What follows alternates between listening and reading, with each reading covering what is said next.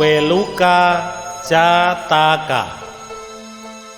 Kisah ini disampaikan Guru Agung Buddha ketika beliau berada di Jetavana. Kisah mengenai seorang biku yang keras kepala. Pada suatu waktu, ada seorang biku yang keras kepala. Pada saat itu, para biku yang mengetahui ada biku yang keras kepala, mereka akhirnya membawa biku itu ke tempat Guru Agung Buddha berada untuk meminta petunjuknya. Sesampainya di tempat Guru Agung Buddha berada, beliau kemudian bertanya kepada biku itu, "Wahai biku, benarkah engkau keras kepala seperti apa yang disampaikan para biku?" Mendengar pertanyaan dari Guru Agung Buddha, biku itu menjawab, "Benar, Bante." Mendengar pengakuan biku itu, Guru Agung Buddha kemudian berkata, "Ini bukan pertama kalinya engkau begitu keras kepala. Engkau juga keras kepala di kehidupan yang lampau, dan kekeras kepalaanmu membuat engkau menolak mengikuti nasihat dari Ia yang bijaksana dan penuh kebaikan, mengakibatkan engkau menemui ajal karena gigitan ular." Setelah mengucapkan kata-kata tersebut, Guru Agung Buddha kemudian menceritakan kisah kelahiran lampau ini. Sekali waktu Brahmadatta memerintah di Benares, Bodhisattva terlahir dalam sebuah keluarga kaya di kerajaan Kasi. Saat ia mampu bersikap bijaksana, Bodhisattva melihat bagaimana kesenangan indriawi melahirkan penderitaan dan bagaimana kebahagiaan sejati timbul setelah kesenangan indriawi dimusnahkan. Maka Bodhisattva melepaskan kesenangan indriawi dalam dirinya dan pergi ke Himalaya untuk menjadi petapa. Ia melakukan meditasi pendahuluan kasina. Bodhisattva kemudian memperoleh 5 kemampuan batin luar biasa dan 8 pencapaian.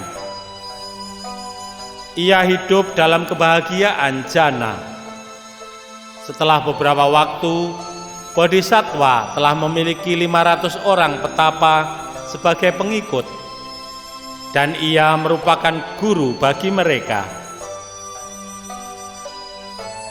Suatu hari, seekor ular beracun yang masih kecil menjelajahi tempat tersebut sebagaimana kebiasaan ular, sampai di gubuk dari salah seorang petapa. Biku itu kemudian memeliharanya karena merasa tertarik pada hewan tersebut, seakan ular itu adalah anaknya sendiri. Ia menempatkan ular itu di dalam sangkar bambu dan memperlakukannya dengan baik. Karena tinggal di sangkar bambu, ular itu dikenal sebagai bambu. Dan karena petapa itu sangat menyayangi ular itu seakan anaknya sendiri, mereka menyebutnya sebagai ayah bambu. Mendengar salah seorang biku memelihara ular, Bodhisattva mengundang biku tersebut dan menanyakan kebenaran laporan tersebut. Saat biku tersebut membenarkannya, Bodhisattva berkata, "Seekor ular tidak dapat dipercaya. Jangan memeliharanya lagi." Mendengar nasihat Bodhisattva, biku itu berkata, "Namun ular itu menghormati Saya seperti seorang murid kepada gurunya, Bante.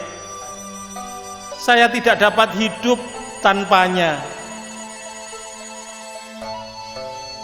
Mendengar alasan biku itu, Bodhisattva berkata, "Baiklah kalau begitu.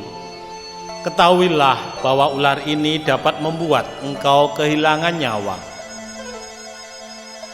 Setelah mendapat nasihat dari Bodhisattva, biku itu tidak menghiraukan nasihat gurunya.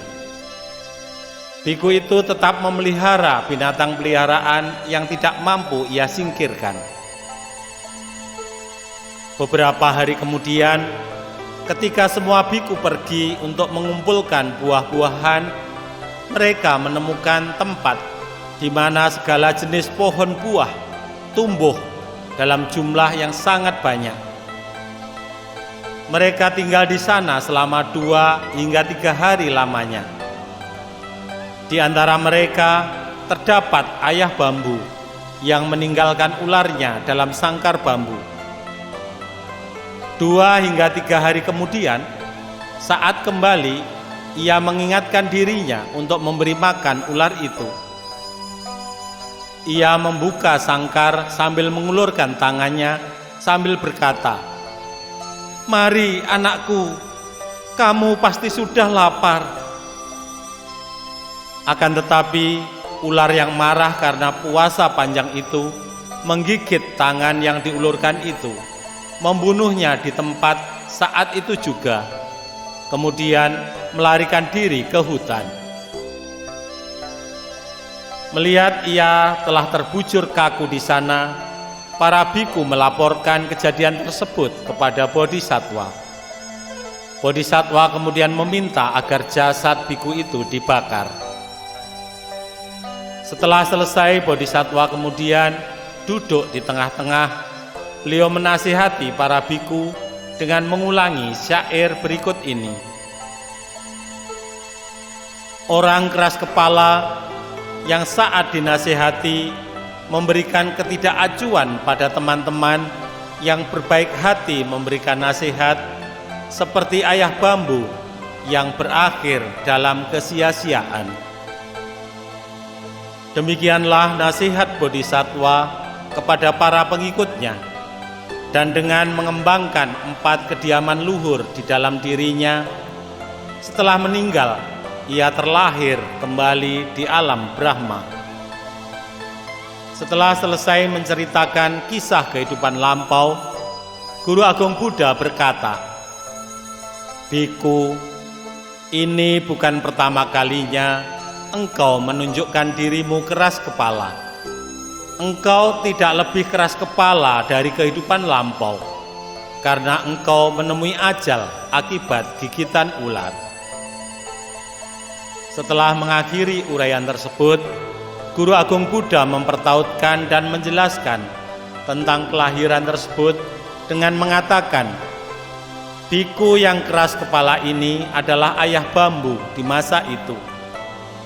Para siswa Buddha adalah kumpulan siswa di masa itu, dan guru mereka adalah Guru Agung Buddha sendiri.